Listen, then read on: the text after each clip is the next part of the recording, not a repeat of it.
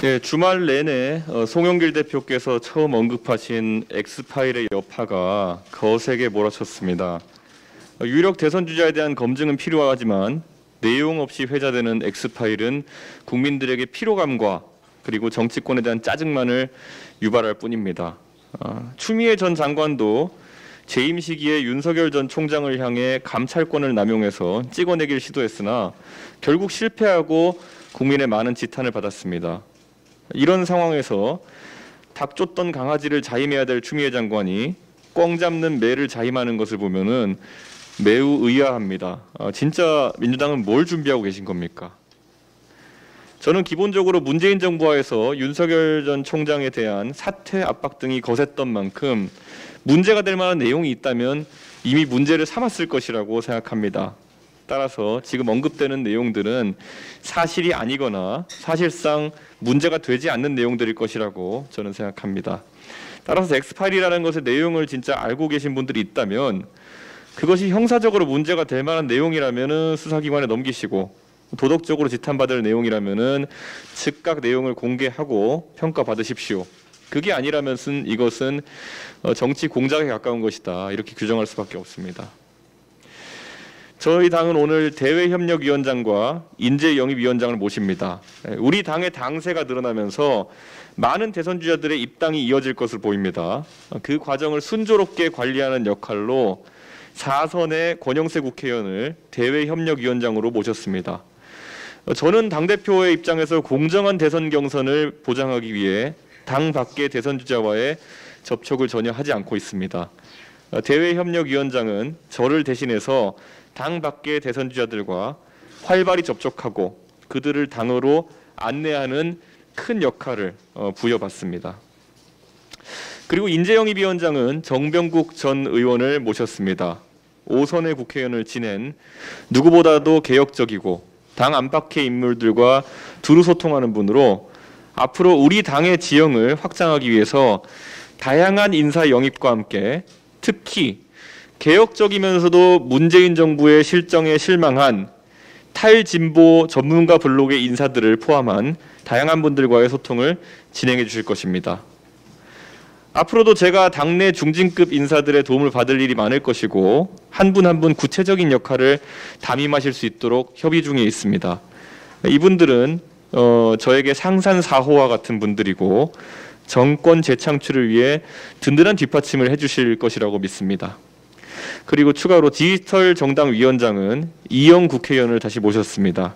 IT 전문가로 디지털 정당화에 대한 저와의 대화를 통해서 구체적이고 실질적인 공감대를 가지고 있기에 신속하게 디지털 정당화 업무를 추진해 나갈 수 있도록 하겠습니다. 공수처가 이번 주부터 윤석열 전 검찰총장에 대한 본격적인 수사에 들어간다고 합니다. 지난주 금요일 김진욱 공수처장은 법사위에서 고발인 조사는 하지 않았지만 기초조사는 된 것이다라는 희한한 주장을 내놨습니다. 공수처 사건 사무규칙 여기 보시면요. 특정 사건을 입건 및 수사 착수함에 있어서 고소 또는 고발인 조사를 거치도록 하고 있습니다. 그런데 김 처장은 윤석열 전 검찰총장 사건과 관련해서 고발인 조사 등이 있다고만 되풀이하면서 고발인 조사는 하지 않았지만 등자에 유념을 해달라. 이런 궤변으로 일관했습니다. 고발인 조사를 하지 않은 이유, 그러니까 수사차수 전 단계를 밟지 않은 이유에 대해서는 언론에 대서특필될까 봐라는 황당한 답변까지 했습니다. 더 놀라운 것은 공수처의 심각한 이중잣대와 편향된 태도입니다. 공수처는 이성윤 공소장 유출 의혹 고발 사건과 관련해서는 고발인이 같음에도 불구하고 고발인 조사를 했습니다. 이는 언론에 대서특필됐습니다. 어떤 사건은 되고 어떤 사건은 안 되느냐, 이런 지적에 대해서 김 처장은 반성적 고려라는 생소한 용어까지 꺼내들었습니다. 대선이 9개월가량 앞으로 남았는데요. 유력 대선 주자를 이렇게 부실하게 입건하고 부실하게 수사 착수한다는 것은 도저히 이해할 수가 없습니다. 더불어민주당 송영길 대표가 얘기하고 다니는 엑스파일을 제공받은 것인지 아니면 청와대 이광철 민정수석 등으로부터 압박을 받고 있는 것인지 김진욱 공수처장은 그 근거가 무엇인지 명확하게 밝혀야 합니다. 엑스파일 같은 경우에는 여권이 많이 쓰는 표현을 빌리자면 공작의 냄새가 납니다. 엑스파일이 있다면 지금 즉시 공개하십시오. 또 만약에 엑스파일 같은 것이 있다 하더라도 그것을 알고도 윤석열 전 총장을 서울중앙지검장 그리고 검찰총장에 발탁한 것, 이것 스스로 문재인 정권 스스로 얼굴에 침을 뱉는 행위라는 것도 명심하기 바랍니다. 더불어민주당의 온갖 불법적 만행으로 정권보위부가 출범하면서 그 패단은 출범 단계에서부터 예견이 됐던 것입니다. 그래도 최소한 중립적인 신용이라도 해야 됩니다. 김진욱 공수처장은 수사의 근거를 명확하게 밝히고 여기에 대해서 설명하십시오. 국민의힘은 눈 크게 뜨고 예의주시할 것입니다. 국민의힘 1차 전당대회를 치르면서 국민과 당원이 지도부에 가장 많이 요구한 것이 정권 교체입니다. 정권 교체는 우리 시대가 요구하는 최고의 정치 혁신입니다. 정권 교체를 위해서는 국민의힘을 중심으로 합리적 진보까지 모두 아울러야 됩니다. 대선 주자뿐만 아니라 뜻을 함께하는 많은 분들을 모셔서 하나가 돼야 됩니다. 이를 위해서는 우선 지도부 출범과 함께 처리해야 할 각종 시급한 일을 정기국회 이전에 마무리해야 합니다. 그것은 정책, 방향 이런 것을 정교하게 지도부 차원에서 협의하는 것을 뜻합니다. 이런 과정에 있어 일방적이거나 공정하지 않다는 지적이 나와서는 절대 안 될 것입니다. 또한 특정인에게 유리하게 하거나 나의 방식 옳다는 주장이 나와서도 안 될 것입니다. 다시 한번 강조하지만 지금 현 지도부의 가장 큰 과제이자 목표는 정권 교체입니다.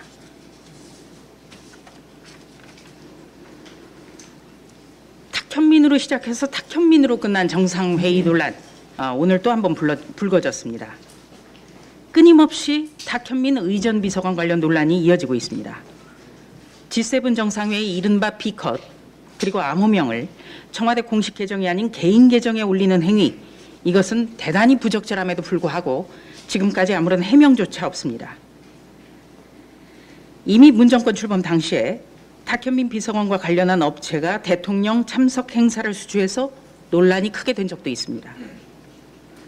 탁 비서관이 개인 계정을 이용해서 암호명과 사진을 공개한 것이 사적 이득을 취득하기 위한 행동이 아니었나, 이 부분에 대해서도 밝혀주기 바랍니다.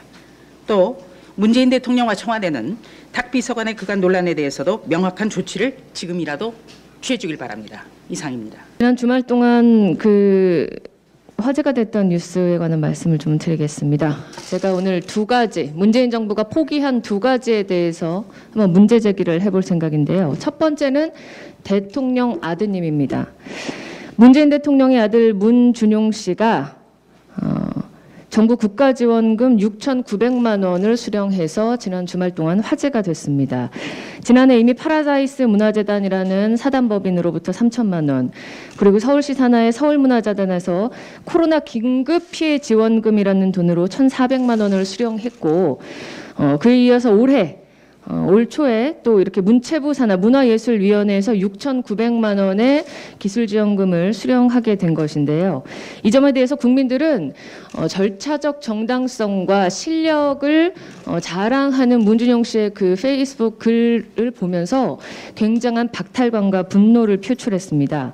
여기에 대해서 사실은 지난해 유영민 그 비서실장께서 특별감찰관을 빨리 대통령에게 임명하도록 건의해서 또 임명하도록 해서 청와대와 대통령 친인척에 대한 공직 기강 또 친인척에 대한 어떤 관리 등을 철저히 하겠다고 했는데, 사실상 이 문준용 씨가 하고 있는 그 모든 것이 국민들에게 지도자의 아들로서 어떻게 비춰질지에 대한 관리는 전혀 되지 않고 있습니다. 이 점에 대해서 저희가 문체부에 많은 자료를 의원실에서 개인적으로 이렇게 요청을 했는데 그 가운데 하나가 문준용 씨가 직접 서류 전형을 통과하고 면접 과정에서 대면 인터뷰를 했다라는 영상 자료입니다. 1차 서류 전형에서 문준용 씨가 본인의 글에서 밝힌 대로 102명의 신청자 가운데 2차 인터뷰 대상이 33명으로 확정됐고, 이 중에 30명이 심사위원 7명과 함께 영상으로 온라인 인터뷰를 15분간 했습니다. 여기에 관여된 심사위원 7분은요. 일반 기업의 부장이기도 하고요. 문화재단의 프로듀서, 연구소의 상임연구원 등 민간 기업과 재단에 속해 있는, 또 문화예술체육계에 속해 있는 많은 분들입니다.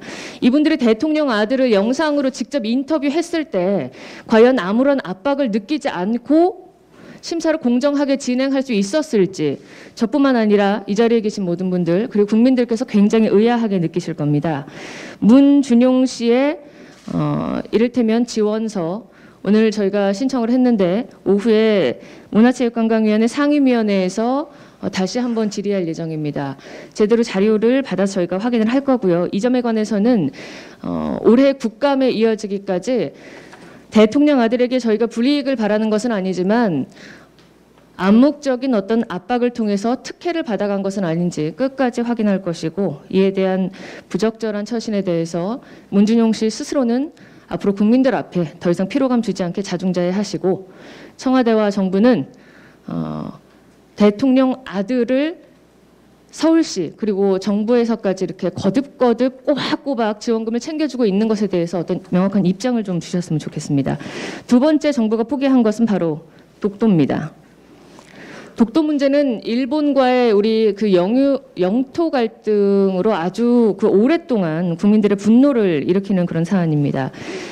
도쿄올림픽 조직위원회가 올린 일본 지도에 지난 28일 독도를 자국 영토로 표기를 다시 하면서 이 양국 간의 갈등이 다시 한번 첨예하게 불거졌는데, 여기에 대해서 물론 우리 정부가 IOC 서한을 보냈습니다. IOC 바흐 위원장에게 서한을 보냈는데요.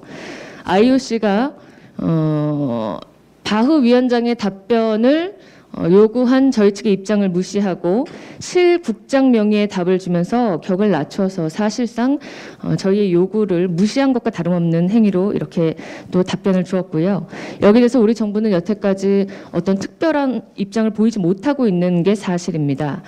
제가 정부에 요청을 했습니다. 어떤 것을 이러한 결정, IOC 입장 배경에는 지난 2018년 평창 올림픽에서 정부가 그 밀실에서 합의했던 어떤 사항 때문에 IOC가 사실상 우리 정부의 요청을 좀 중요하게 생각하지 않아도 된다라는 그런 명분이 깔린 게 아닌가라는 생각이 들어서 IOC에 어떤 서명을 했던 것에 대해서 자료가 있느냐라고 요청을 했는데 정부는 없다고 이제 입장을 보였고요. 저희가 그 기사 중에서, 언론 보도 중에서 찾아낸 바에 따르면 2018년도 평창올림픽 남북 단일팀 합의 과정에서 독도가 빠진 한반도기를 포함한 합의 그 문서를 서명한 기사가 있었기에 이 점에 대해서도 문체부에 요청을 했는데 아직 답변을 주지 않고 있습니다.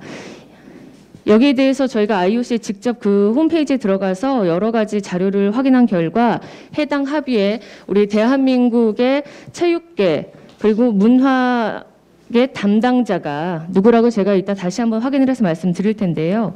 직접 서명을 했다는 사실도 확인을 했습니다.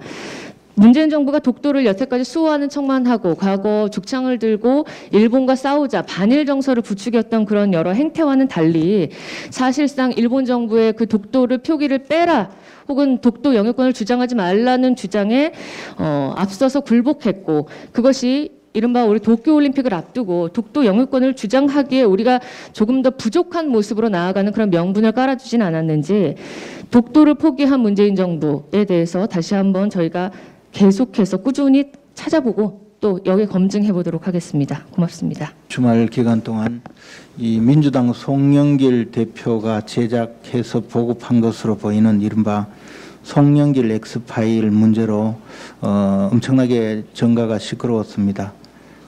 민주당이 과거에도 전과가 여러 번 있습니다.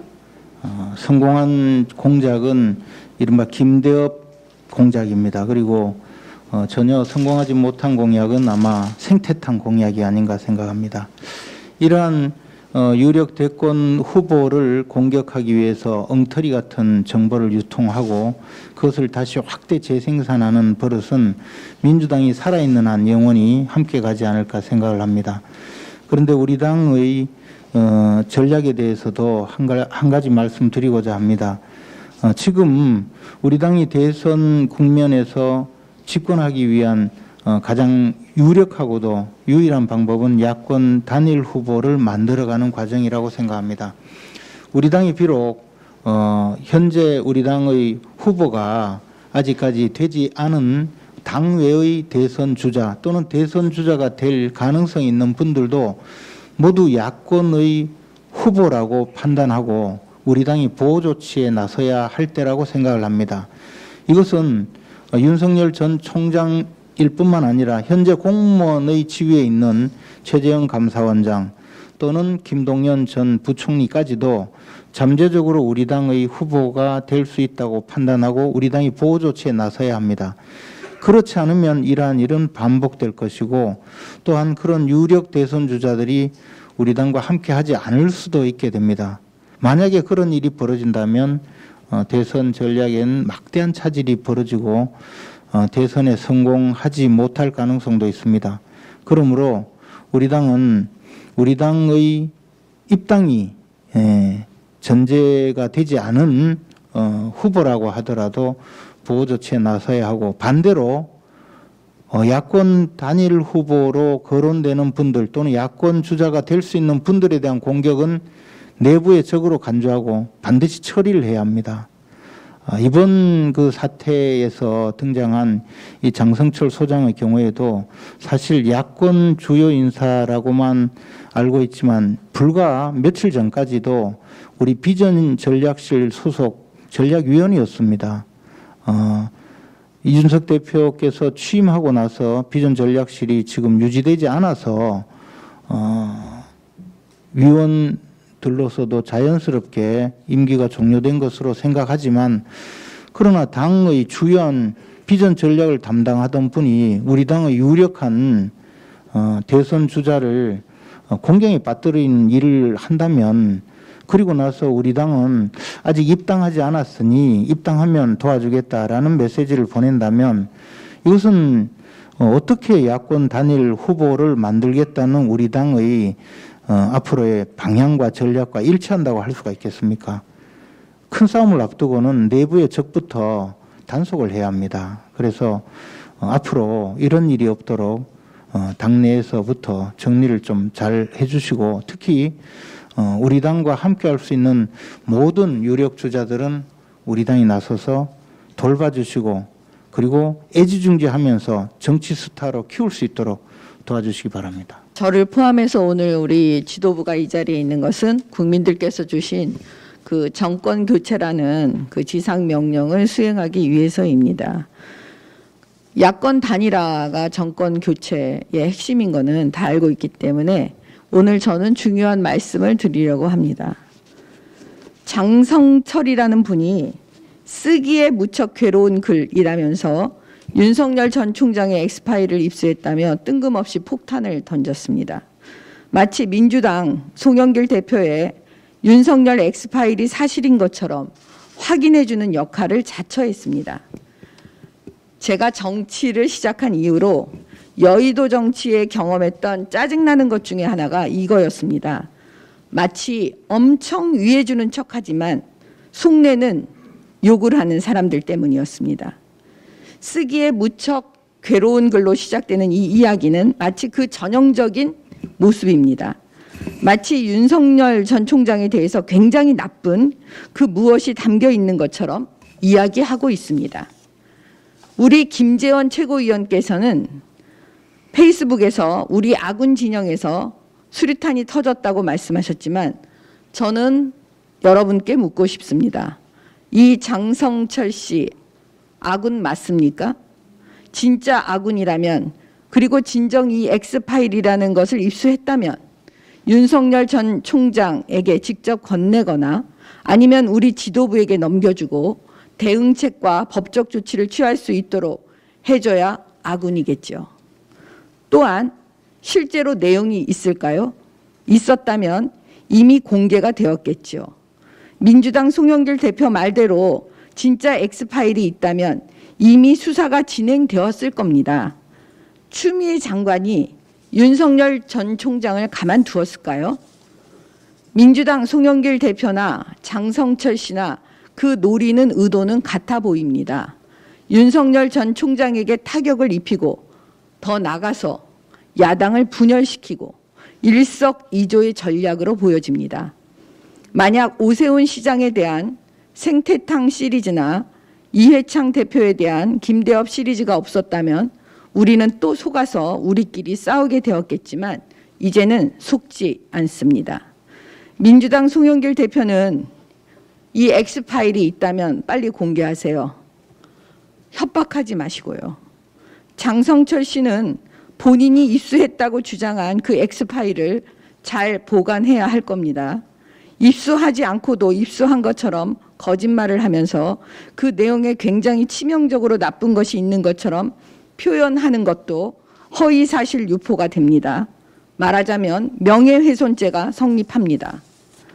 만약 지금 지우고 고소당한 이후에 책임을 면하기 위해 새로 파일 하나 만들어낸다면 그 형사 책임은 더 무거워집니다. 출처를 명확히 해줄 수 있는 파일을 가지고 있어야 그나마 형사 책임에서 벗어날 수 있습니다. 사랑하는 국민 여러분, 그리고 당원 동지 여러분, 제가 전당대회 때 연설했던 거 기억하십니까? 이간책이나 선전선동에 우리가 속어서는 안 된다고 말씀드렸던 거 기억하시나요? 앞으로 이보다 더한 생태탕 시리즈, 김대엽 시리즈가 기다리고 있을지도 모릅니다. 저급한 자들의 전형적인 방법 중에 하나입니다. 우리가 분열하지 않고 흔들림 없이 정의로운 대한민국을 다시 세우는 그날을 꿈꾸며 나아가는 것, 그것이 저급한 수법에 이기는 방법입니다. 힘을 똘똘 뭉치기만 한다면 우리가 두려워해야 할 것은 아무것도 없습니다. 우리 정권 교체합니다. 지난 4.7 재보선에서 더불어민주당은 정책 비전을 제시하기보다 우리 당 후보가 16년 전 생태탕집을 갔는지 여부에 집중하는 등 네거티브 촌극을 벌이다 국민들로부터 엄중한 심판을 받았습니다. 불과 3달도 지나지 않았습니다. 민주당 김용민 최고위원과 김남국 의원은 성찰은커녕 또다시 말도 안 되는 어거지로 국민의힘 신임 지도부를 공격하고 있습니다. 무논리 정치 공세에 국민들은 지쳐만 갑니다. 공격을 위한 정치 공학적 논쟁은 그만하시고 민주당 스스로의 정책적 과오부터 반성하시기 바랍니다. 여당 청년 정치인들께 말씀드립니다. 꼬투리 잡기 정치 공세는 그만하시고 청년들이 분노하고 있는 불공정을 극복하기 위해 공정한 게임의 룰을 만드는 데 함께 힘을 쏟읍시다. 일례로 대통령께서 무리하게 공약하신 비정규직의 정규화로 인해 오히려 많은 청년들이 차별을 느끼고 있습니다. 취업에 힘들어하는 많은 청년들을 좌절에 빠뜨렸던 인국공 사태에 이어서 건강보험공단의 고객센터 직원 직접 고용 여부를 두고 이른바 노노 갈등이 일어나고 있습니다. 여야 청년 정치인이 머리를 맞대고 해결해야 할 것은 막무가내식 정치 공세가 아니라 청년들의 피부에 와닿는 이런 불공정 문제입니다. 부디 진정성 있는 인식의 대전환을 촉구합니다. 한 가지만 더 말씀드리겠습니다. 추미애 장관의 대선 출마를 환영합니다. 그동안의 편가르기식 정치, 민심과 반대로 가는 아시타비식 정치 행보를 이제라도 반성하시고 국민께 힘이 되는 마지막 정치 활동을 하시길 바라겠습니다.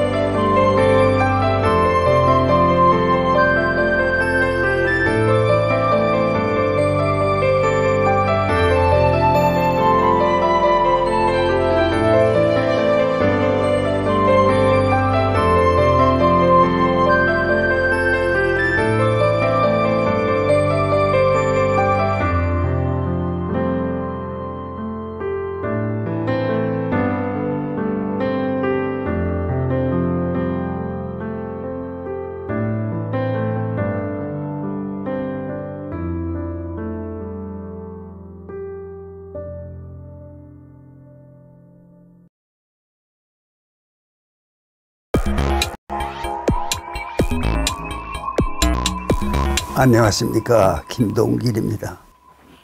흔히 선비가 갖추어야 할 그런 자격이 한 4가지가 있는데, 그게 첫째가 뭔가 하니 신, 몸가짐.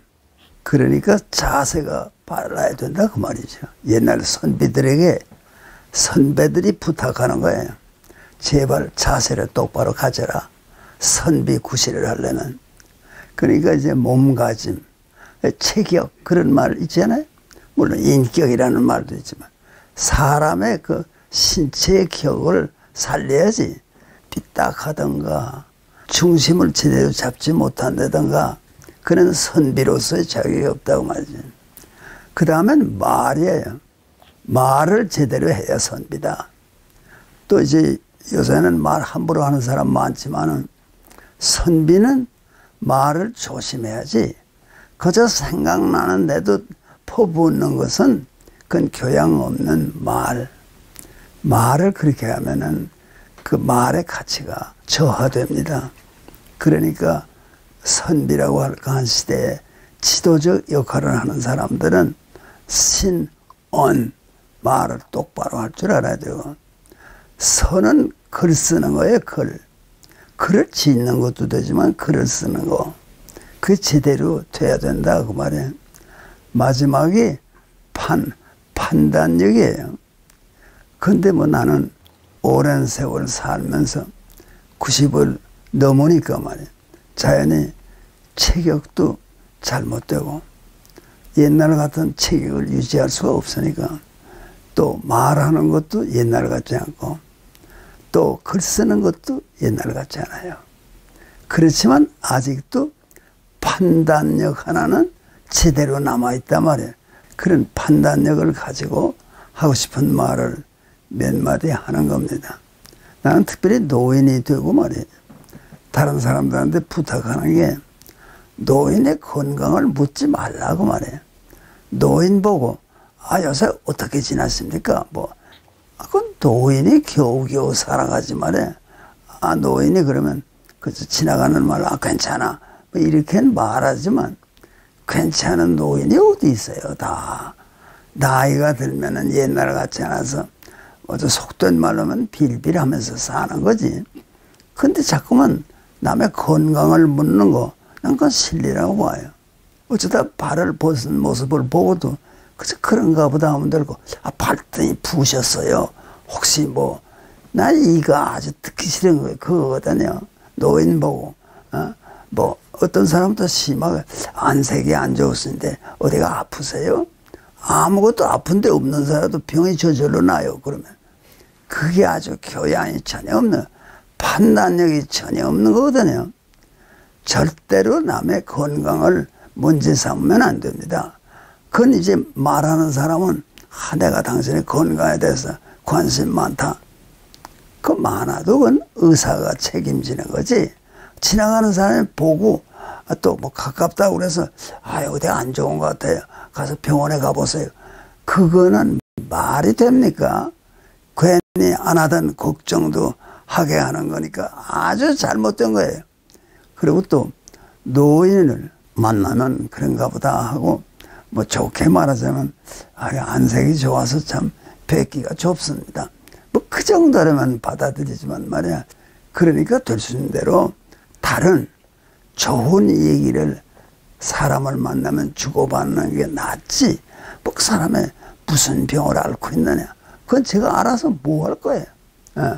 그리고 또 사람이 자기 병에 대해서 얘기하기 전에 그 사람의 병을 얘기하는 거 안 좋은 겁니다. 그래서 차제에 내가 판단력 하나는 살아있으니까 내가 여러 사람에게 당부하는 거예요. 절대 남을 만나서 건강을 운운하지 말라. 그저 좋게만 보고 도울 수가 없으니까. 그래서 여러분에게 신원서판이 선비가 반드시 지내야 할 필요한 것들이다. 통목이다. 그런 얘기를 하는 겁니다. 요새 젊은 사람들이 대거 나와서 정치도 한다. 나는 하나도 놀라지도 않아요. 그 젊은 사람이 나와서 해보겠다. 그 기회를 주는 이 기성세대는요. 사실 아무것도 한 게 없으니까 그냥 내주죠. 야, 너희가 나올 때가 아니야. 이렇게 말하는 사람 하나도 없잖아요. 너희가 왜 지금 나와서 그래? 그리고 나와서 엉뚱한 소리 하는 거예요. 윤석열은 안 된다던가. 아니, 그게 할 말이에요? 그 사람 감정 상하게 뭐를 갖다. 그게요, 그 사람들이 낸 사람 아닙니다.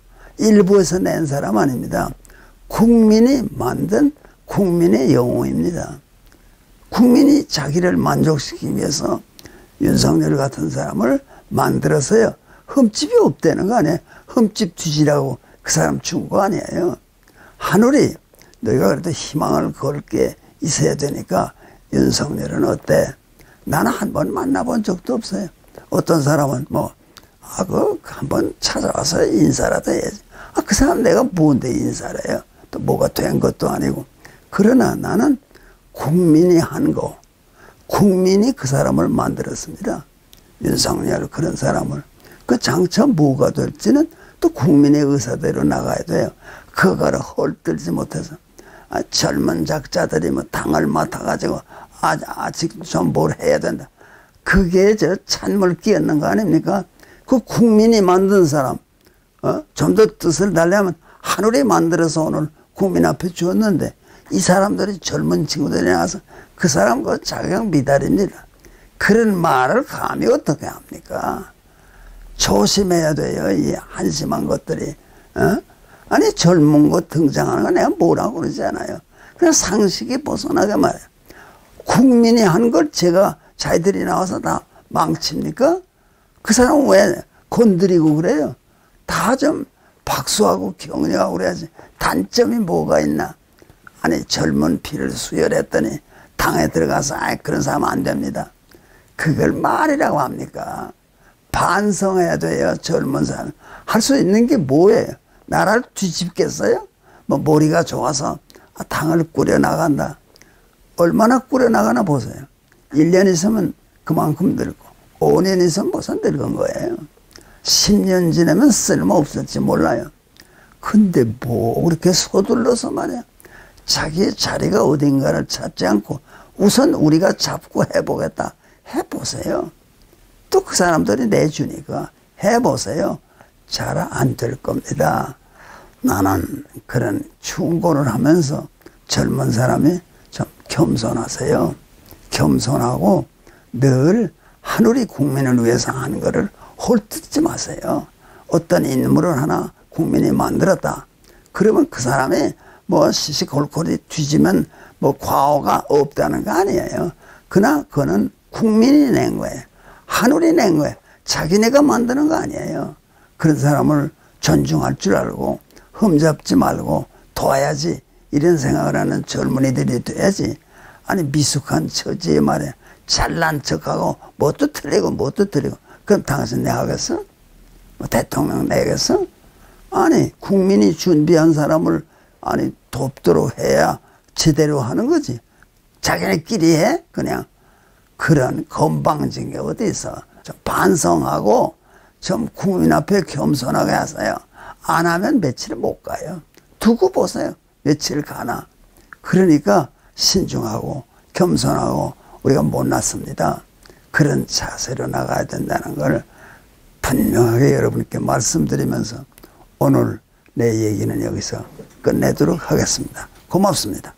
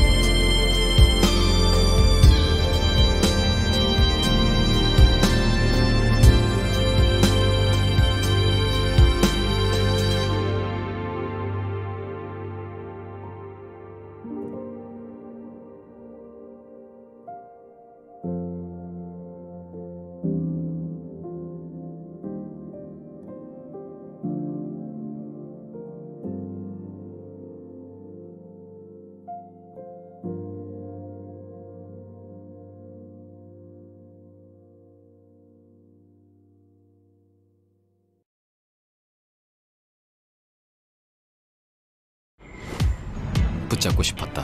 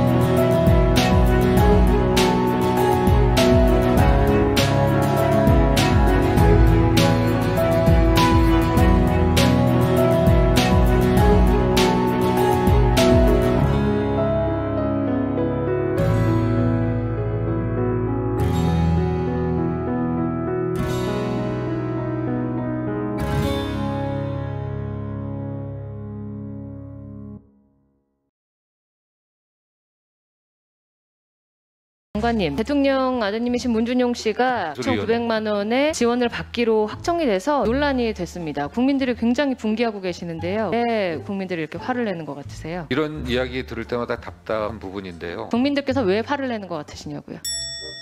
글쎄요. 네. 문준용 씨 본인께서 페이스북에 자랑스럽다라고 글을 남기셨죠. 네. 15분 정도씩 33명에 대한 영상 인터뷰를 했다. 보고 받으셨죠? 네. 근데 영상이 없대요. 6,900만 원이나 받았는데. 자, 오늘 문준용 씨 관련 기사가 하루 종일 이렇게 화제가 되고 있습니다. 장관님, 네. 우리 대통령 아드님이신 문준용 씨가 문체부에서 문화예술인을 위한 그 지원금을 이제 주도록 하는 그 창구가 되는 기관이라고 해야 될까요? 아니면 뭐 어디 예술원이죠? 네. 예, 예술원에서 예술위원회. 6,900만 원의 지원을 받기로 확정이 돼서 이 논란이 됐습니다. 국민들이 굉장히 분개하고 계시는데요. 왜 국민들이 이렇게 화를 내는 것 같으세요? 글쎄요, 참 이런 이야기 들을 때마다 답답한 부분인데요. 기본적으로 문화예술위원회는 블랙리스트가 발생했던 곳입니다. 그렇기 때문에 저희 문체부하고는 블랙리스트가 아니라 문준용 씨가 지원금을 받은 것에 왜 이제 그런 곳이기 예. 때문에 제가 문체부가 그 MOU까지 쓰고 그런 부분들에 대해서 지원을 하되 간섭하지 않는다는 것에 대해서 명확하게 문화예술위원회라고 했습니다. 그런 서약도 했습니다. 그래서 당연히 예술인으로서 대통령 아들로서 혜택도 없어야 되지만 불이익도 없어야 된다고 생각하는 게 이제 제 생각입니다. 그래서 예, 그건 제가 오전에 드린 말씀이고요. 네. 예, 국민들께서 왜 화를 내는 것 같으시냐고요? 글쎄요. 네. 모르시겠습니까? 102명 중에 33명을 1차에서 선발하고 최종 24명을 선발했다고 본인께서 문준용 씨 본인께서 페이스북에 아주 자랑스럽다라고 글을 남기셨죠. 맞습니까? 네. 제가 문예원에 확인을 해보니까 15분 정도씩 그 33명에 대한 영상 인터뷰를 했다. 코로나 상황이라 비대면으로 온라인 인터뷰를 했다. 심사위원 민간에서 우리 추천받은 7분을 모시고 했다라고 하는데 그것도 맞습니까? 보고 받으셨죠? 네. 예. 근데 영상이 없대요. 6,900만 원이나 받았는데. 글쎄요, 장관님 여기 확인해봐야 어떻게 되겠는데. 생각하십니까? 영상은 어떤 영상을 얘기하는 거죠? 그 인터뷰한 영상 기록이 불과 며칠 전이거든요. 근데 전혀 남겨놓지 않고 일단 그 6,900만 원 지원을 확정했다는 겁니다. 의원님, 장관님 좀 문제가 있죠? 문화예술위원회가 문준용 장관님- 씨 6,900만 원 주기 위해서 그거를 부정해서 했다고는 저는 생각하지 않습니다. 제가 그런 전제를 깔지 않았습니다. 네, 근데 국민 혈세로 지금 지원을 하는 거죠? 예, 그렇죠. 예, 그런데 그 근거 기록이 없다라는 것에 대해서 지금 기관장이신 장관께 이거 문제가 있지 않냐. 그건 확인해 보겠습니다. 문체부가 관여하지는 않지만 절차적인 것에 대해서 증거는 다 기록을 해놔야 되는 거 아닙니까? 그러니까 이게 절차적 하자가 없으니까 그렇죠. 아니 그거는 이제 문화예술위원회가 어떤 식으로 그 절차를 진행하는지에 대해서는 제가 확인해 보겠습니다. 예, 위원장님, 장관님 중간에 제가 답변 시간을 충분히 드렸는데 1분만 좀 더 쓰겠습니다. 예. 이 24분을 선발되기까지 민간 심사위원 7분 중에는요, 제가 보니까 SK텔레콤의 부장도 있으시고요, 일반 기업 그리고 정부의 지원을 받는 재단 등 여러 가지 형태의 일을 하시는 분들이 속해 있으십니다. 그런데 대통령 아드님이신 문준용 씨께서 저 대통령 아들 문준용 씨 얼굴 모르는 분을 국민 중에 누구도 없으시잖아요. 네. 그렇죠? 근데 문준용 씨께서 온라인으로 면접을 직접 보셨을 때 이분들 입장에서는 대한민국 어떻게 보면 최고 권력자의 아들인데 부담을 느끼셨겠죠. 당연히. 33분 중에 9팀이 탈락하고 사실상 거의 다 붙는 지원인데요. 암묵적으로 부담을 느끼셨겠죠? 문준용 씨 관련해서는 제가 이 점에 대해서 묵시적 압박이라고 오전에 표현을 했습니다. 문재인 답변할까요? 정부가 블라인드 채용에 대해서 2017년에 하지 않았습니까? 적어도 그 심사 과정에서 왜 영상이 없냐라고 말씀을 드렸더니 이거 나중에 감사 대상 아니냐. 이게 문재인 정부의 뉴딜 정책의 일환으로 오전에 조국아까 김승수 위원께서 지적을 해주셨는데 2배 이상 예산을 늘려서 정부가 사업을 진행한 사안입니다. 지원 사업을. 왜? 척박하고 너무 영세하고 어려운 우리 문화예술계 지원을 위해서 또 활성화를 시키자. 그런데 이걸 대통령 아드님께서 6,900만 원을 받아가시는데 그러면 이분들께서 납득하실 만한 공정한 그 심사의 과정이나 아니면은 그 내용에 대해서 좀 담보를 해주셔야지 국민들께서도 분노하지 않고 납득하시. 명품 쇼핑은 트렌비. 정품이거나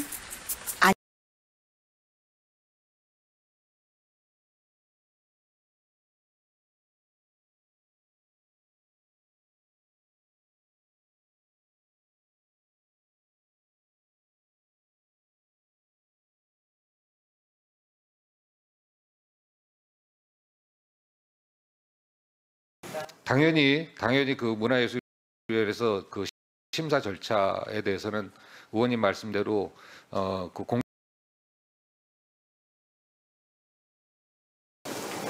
이게 그린 그 문재인 정부의 뉴딜 정책의 일환으로 오전에 조국학과 김승수 위원께서 지적을 해주셨는데 2배 이상 예산을 늘려서 정부가 사업을 진행한 사안입니다.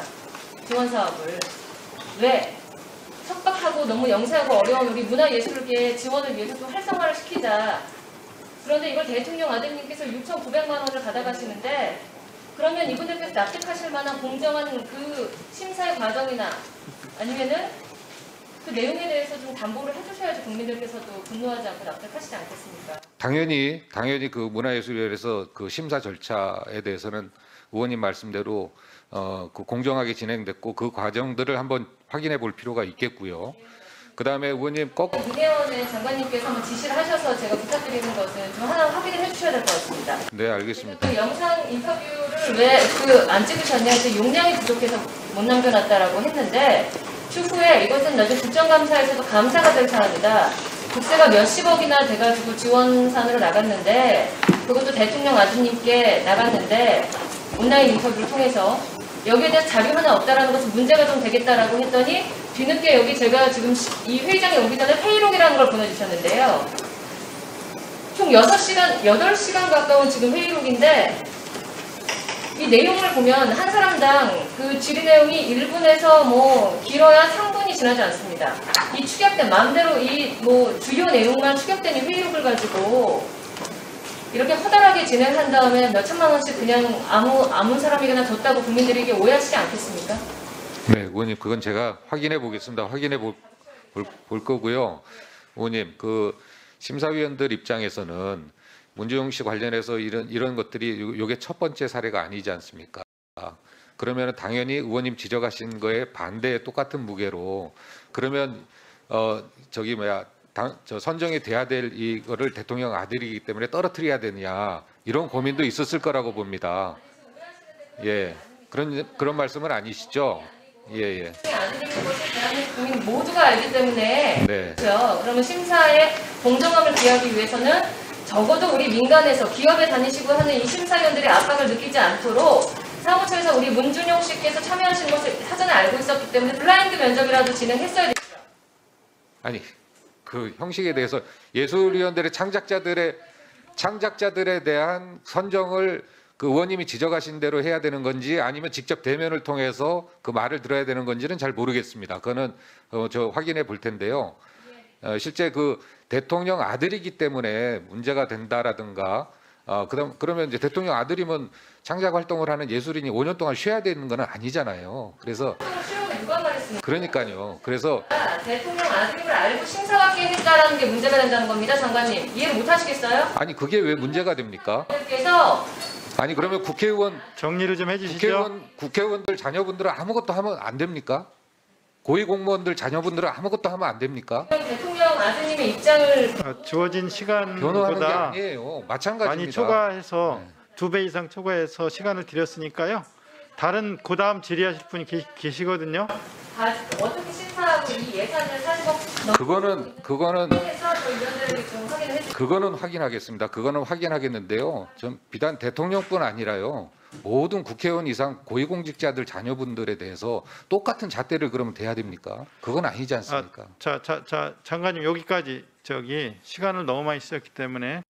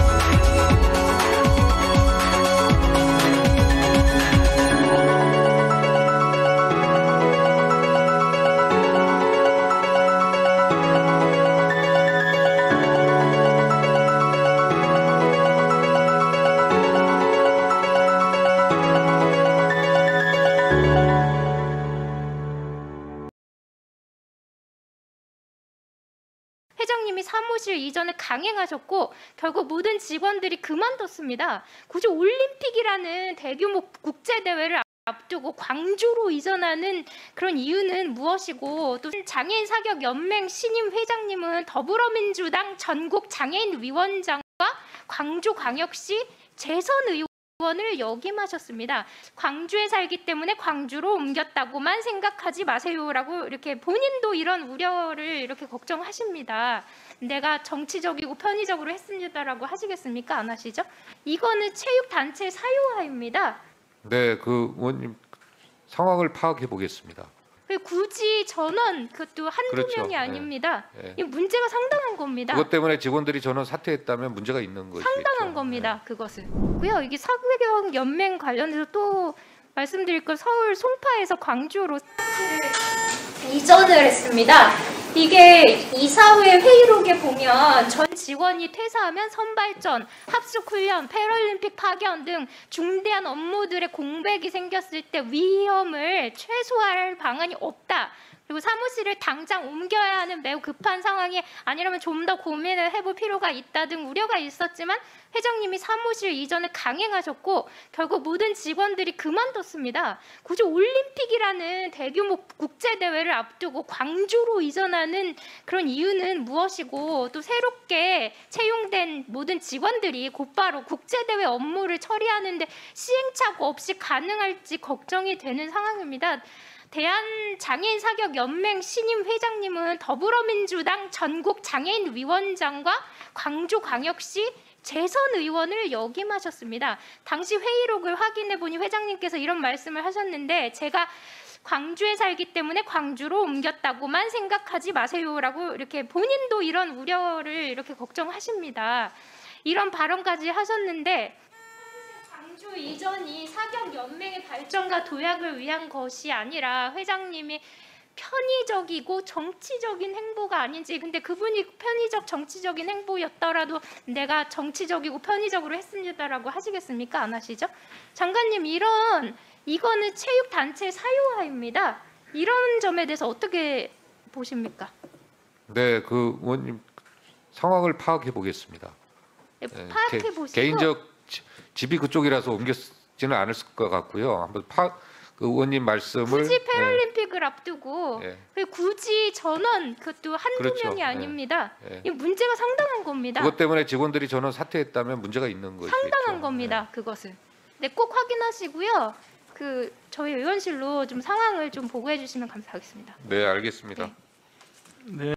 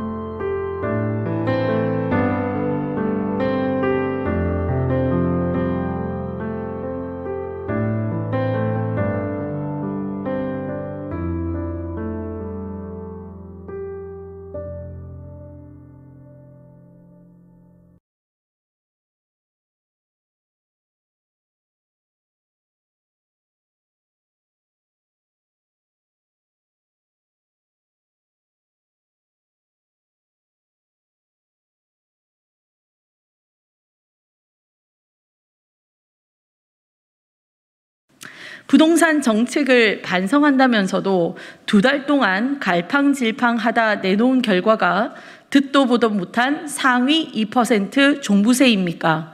25번의 폭망한 부동산 정책에 더해 여당이 내놓은 종부세 상위 2% 부과가 대체 부동산 시장 안정에 무슨 효과가 있는지 말해 주십시오.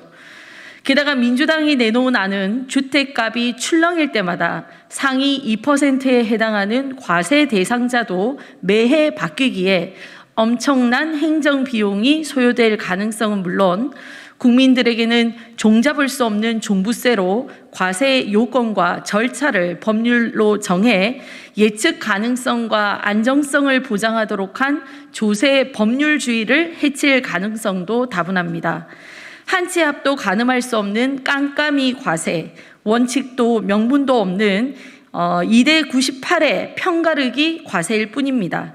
당장 서울 아파트 전셋값은 2019년 7월부터 지난주에 이르기까지 무려 103주 연속 상승했고 올해 서울 아파트 입주 물량은 전년 대비 약 40%나 감소했습니다. 부동산 시장이 이토록 악화일로를 걷게 된 동안 지금껏 이 정권이 제대로 된 대책을 내놓은 적이 있기나 한 것입니까? 지금 필요한 것은 이념에 발목 잡혀 이러지도 저러지도 못하다가 툭 던지는 찔끔 세제 개편이 아닙니다. 무주택자의 내 집 마련 기회를 확대하고 실거주 1주택 보유자에 대해서는 세 부담을 덜어주어 무너진 주거 사다리를 복원하는 것이 시급합니다.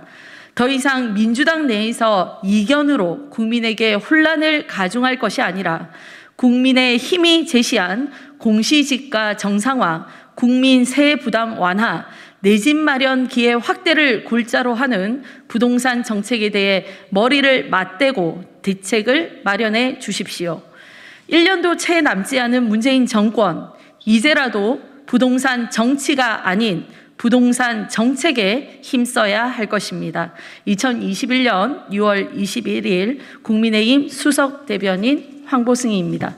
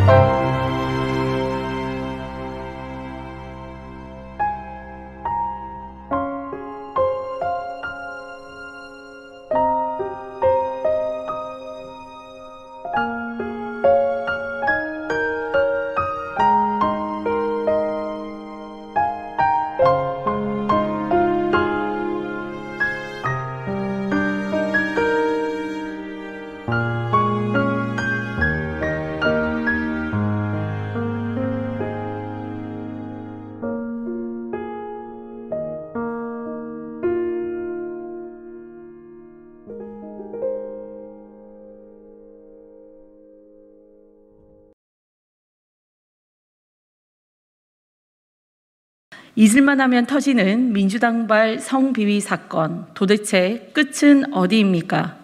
또다시 민주당입니다. 이번에는 민주당 소속 경기도 내 지역위원장이 방역 수칙을 위반한 채 10여 명이 모여 회식을 한 것도 모자라 식당에서 일하던 아르바이트생을 성추행했다고 합니다.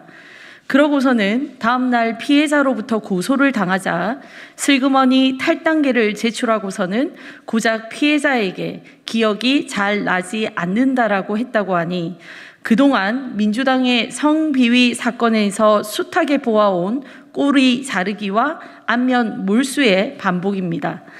민주당이 뒤늦게 윤리심판원에 제소한다지만 이미 엎질러진 물일 뿐더러 피해자는 이미 엄청난 고통을 겪는 마당에 그들만의 복당 불가가 무슨 해결책이 되겠습니까? 오거돈, 박원순 전 시장의 성추행으로 막대한 혈세가 투입된 재보궐선거를 유발한 이후에도 민주당은 잊을만하면 성비위 사건을 저질렀습니다. 지난해 8월 민주당 소속 부산시의원이 식당에서 종업원을 강제추행해 불구속 기소되었고 서울 강동구에서는 구의원이 음란 행위와 불법 성매매 의혹에 휩싸이기도 했습니다. 관악구 의회에서도 민주당 소속이었던 구의원이 강제추행 혐의로 1심에 이어 2심 벌금형을 선고받았으며 동료 의원을 성추행한 혐의로 실형을 선고받은 정읍시의원도 있었습니다. 문제가 생길 때마다 민주당은 재발 방지를 이야기했고 지난해 이해찬 전 대표는 특단의 대책이라며 성인지 감수성 의무 교육 등을 대책으로 내놓았지만 아무런 실효성이 없음이 이번 사건으로 인해 드러났습니다. 허울 좋은 징계와 말뿐인 반성으로 어물쩍 넘어가려 해서는 안 됩니다. 변화와 혁신을 약속한 송영길 대표와 민주당은 국민 앞에 직접 사과하고 황골 탈퇴의 방지책을 내놓아야 할 것입니다. 2021년 6월 21일.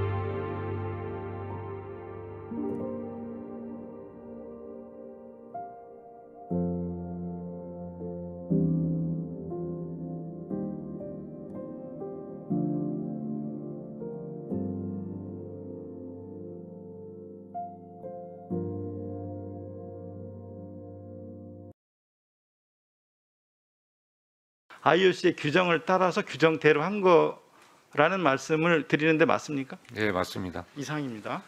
질의를 하는 형식으로 본인의 해명과 변명을 하고 있으신데요. 바로 직전 장관이 위원장을 하면 안 된다고 야당에서 주장했던 겁니다. 위원장님, 죄송하지만. 그래서 어떤 문제가 있습니까 지금? 황희 현 장관이 파악해서 저희 여야 위원들에게 지금 해명을 해야 되는, 해명이든 변명이든 설명이든 해야 되는 내용 아닙니까? 이쯤 하셨으면 좋겠습니다. 네, 이쯤 하시기를 바라고요. 입니다, 황 장관님. 네. 이 도쿄올림픽이 이제 임박했는데요. 이 문제를 앞두고 앞에서 많은 우리 존경하는 위원님들께서 말씀을 주셨는데, 일본이 그 도쿄올림픽을 홍보하는 성화봉송 루트 지도에 독도를 표시해서 지금 이제 그 또다시 우리 독도 영유권 갈등이 다시 한번 불거졌습니다. 여기에 대해서 우리 정부가 이제 대응을 했죠, 장관님? 네. 예.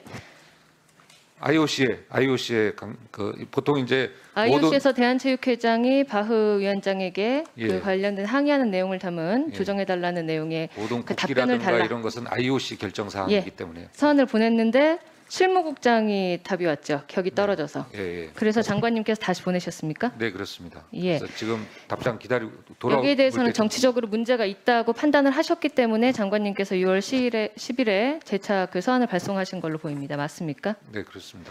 외교부가 아까 회피할 것인지 여기에 대해서 정치적 논쟁을 삼을 것인지라는 말씀을 하셔서 제가 굉장히 흥미롭게 들었는데요. 2018년도에 저희가 흥미로운 자료를 하나 확인했습니다. 이걸 보면서 다시 말씀을 한번 나눠보시죠. 남북 단일팀을 위한 IOC 평창 동계올림픽 합의문인데요. 당시에 이제 참여하셔서 합의문에 서명하신 분들이 오른쪽에 제가 표기해드린 7분입니다. 누군지 잘 보이시죠? 네. 예. 이 문서가 왼쪽에 지금 아주 작은 글씨로 되어 있어서 그러는데 IOC에서도 아주 예외적인 경우로 남북 단일팀에 대해서 이렇게 합의한다라는 이 합의문에 같이 서명했다는 내용을 다 담고 있는 내용이고요. 자, 그런데 이 합의문 맨 마지막 장에 이런 지도가 하나 붙어 있습니다. 당시 합의문에 같이 포함돼서 7분, 우리 측이 협상단까지 포함해서 서명한 합의문에 독도와 울릉도가 표시되지 않은 한반도기죠. 네. 예. 그래서 결과적으로 우리 본선에서 우리 남북 단일팀 선수단은 이 한반도기를 들고 입장을 했고 경기를 뛰었죠, 장관님. 네, 그렇습니다.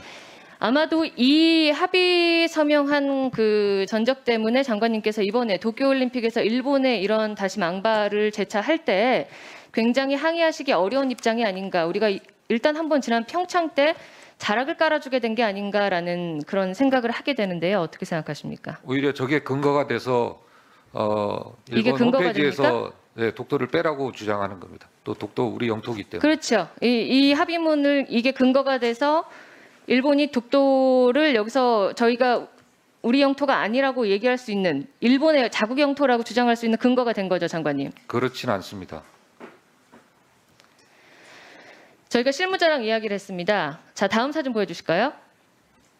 자, 남북 단일팀의 그냥 저기 본선에 가기 전에 평가전 당시에 아이스하키 팀의 옷에 그 선수단 옷에 붙어 있던 데는 이 지금 표시가 돼 있죠, 울릉도와 독도가.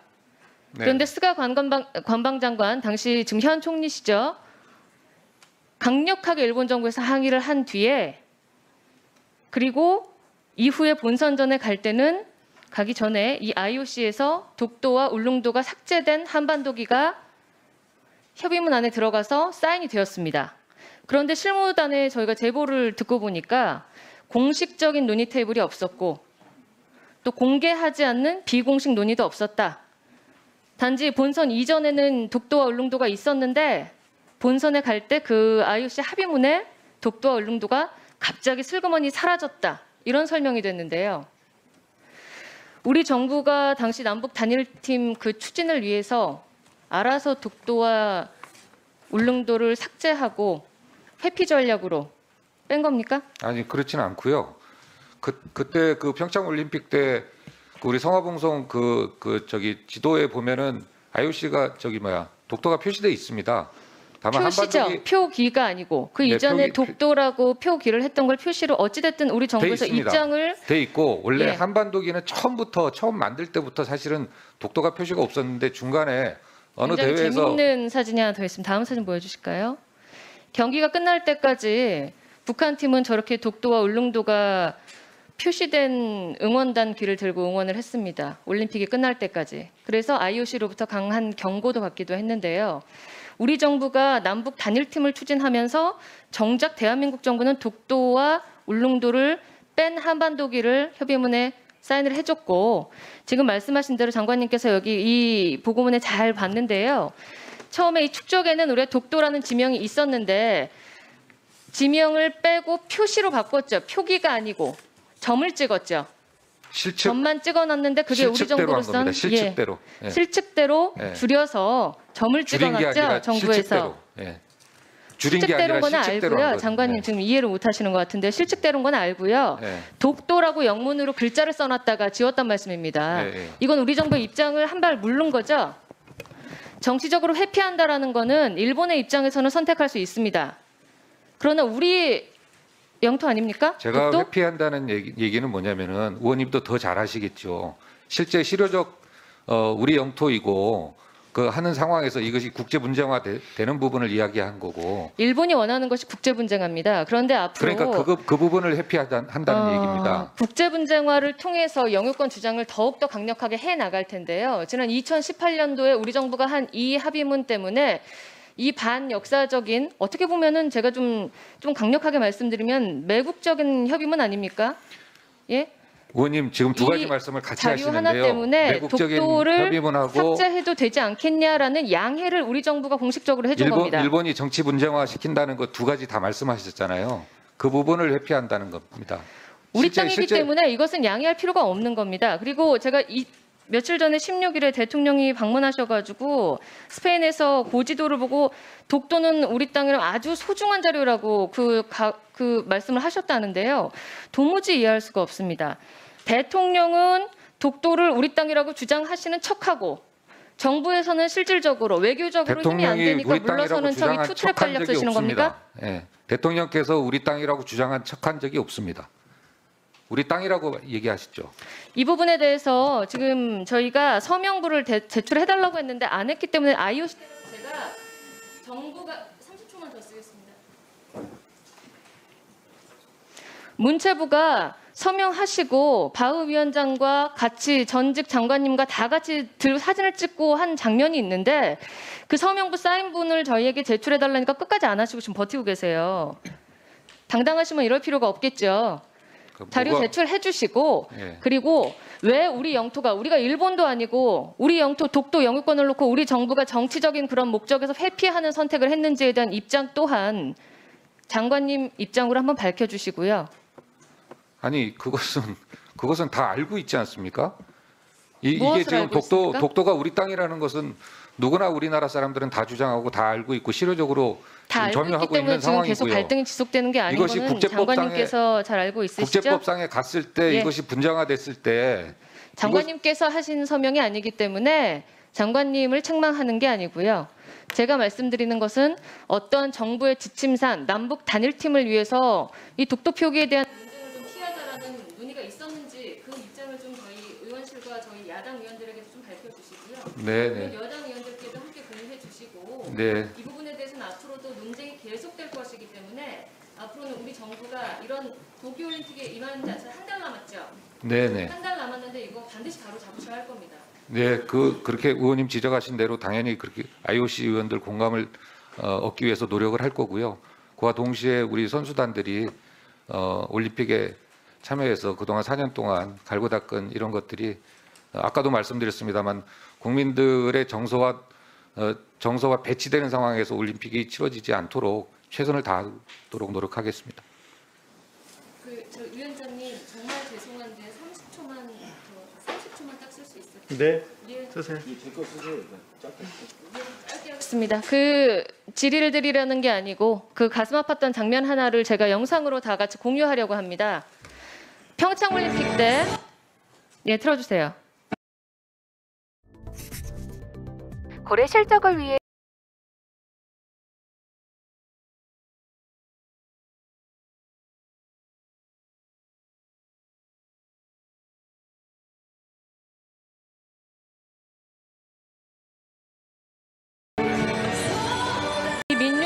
홀로아리랑이라는 노래 을 다하도록 노력하겠습니다. 저 위원장님 정말 죄송한데 30초만 딱 쓸 수 있어요? 네. 예. 쓰세요. 짧게 하겠습니다. 그 질의를 드리려는 게 아니고 그 가슴 아팠던 장면 하나를 제가 영상으로 다 같이 공유하려고 합니다. 평창올림픽 때 틀어주세요.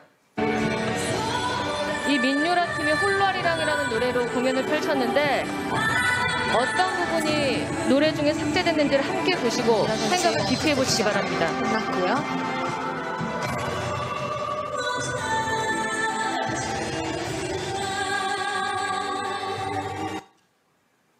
이상입니다. 네, 배현진 의원님 질의와 관련해서 황희 장관님께 몇 가지 사실관계를 확인을 좀 할게요. 한반도기 관련해서 지금 독도 한반도기의 독도 표시 관련해서 배현진 의원님이 질의할 때 황희 장관께서 말씀을 하시다가 그 잘려서 답변을 못 하신 부분을 확인하려고 하는 건데요. 한반도기를 처음 사용하도록 남북이 공식 합의한 게 1989년 베이징 아시안게임 단일팀 구성을 위한 남북체육회담에서 이 논의가 시작됐습니다. 맞습니까? 네, 맞습니다. 그때 한반도기의 모양은 흰색 바탕에 하늘색 한반도 지도로 되어 있는 이런 한반도기 맞습니까? 네, 맞습니다.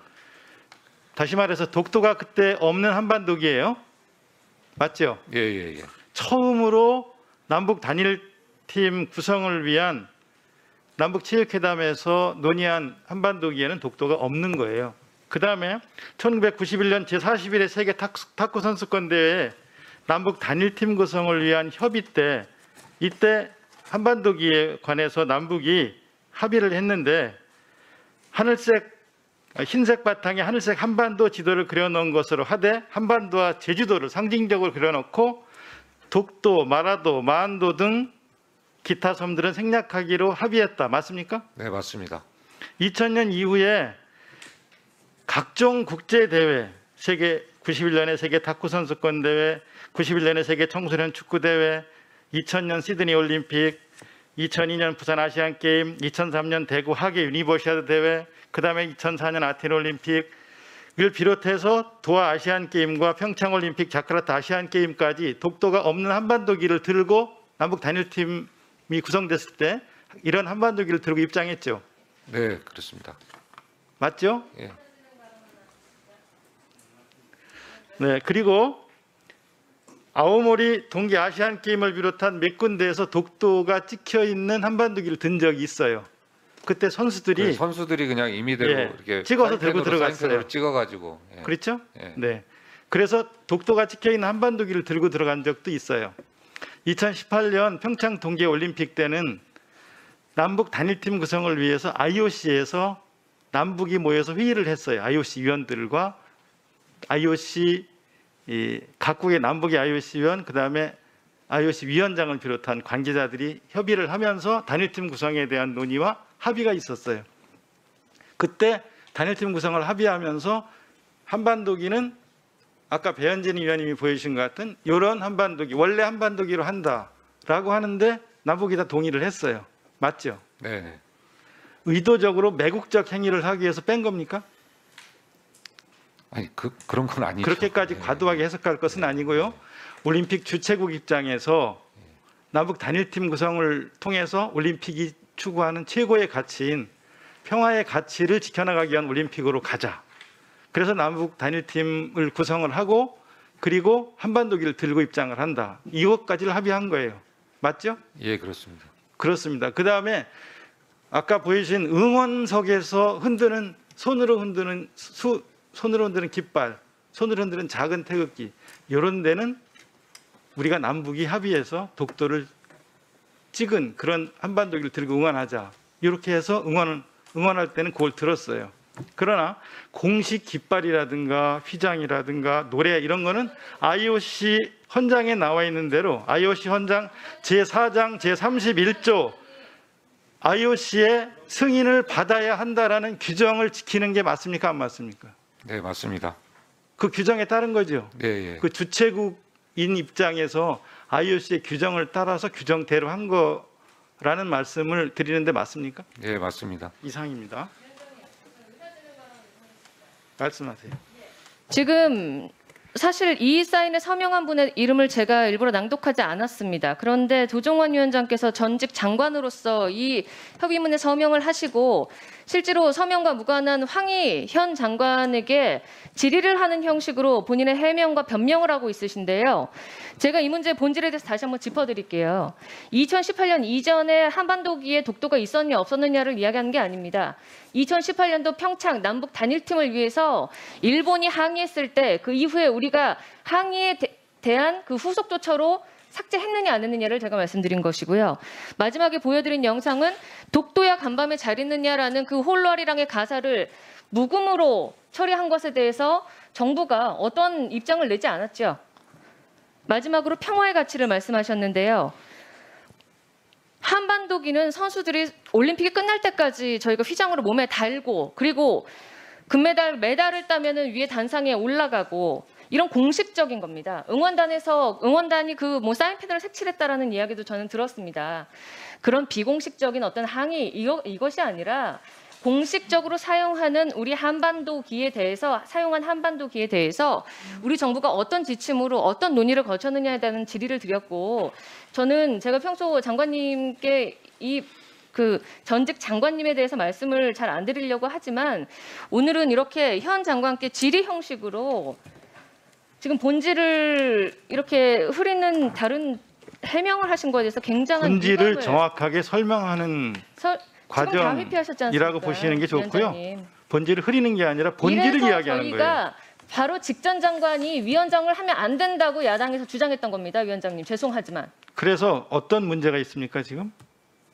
본인께서 지금 저희가 정부의 입장을 묻는 것에 대해서 직접 위원장께서 지금 여야의 위원들과 같이 하는 데서 공평하게 지금 진행을 하셔야 되는데 개인적인 입장을 해명하고 계시지 않습니까? 질의가 나오면 그 의원님 질의에 대해서 추가 보충 질의를 할 수 있지 않습니까? 위원장님? 이 문제는 황희 현 장관이 파악해서 저희 여야 위원들에게 지금 해명이든 변명이든 설명이든 해야 되는 내용 아닙니까? 변명도 해명도 필요 없고요. 설명만 위원장님의 하면 그런 되는 문제이고요. 설명은 굉장히 부적절한 것 같습니다. 이쯤 하셨으면 좋겠습니다. 네, 이쯤 하시기를 바라고요. 이병훈 의원님, 네.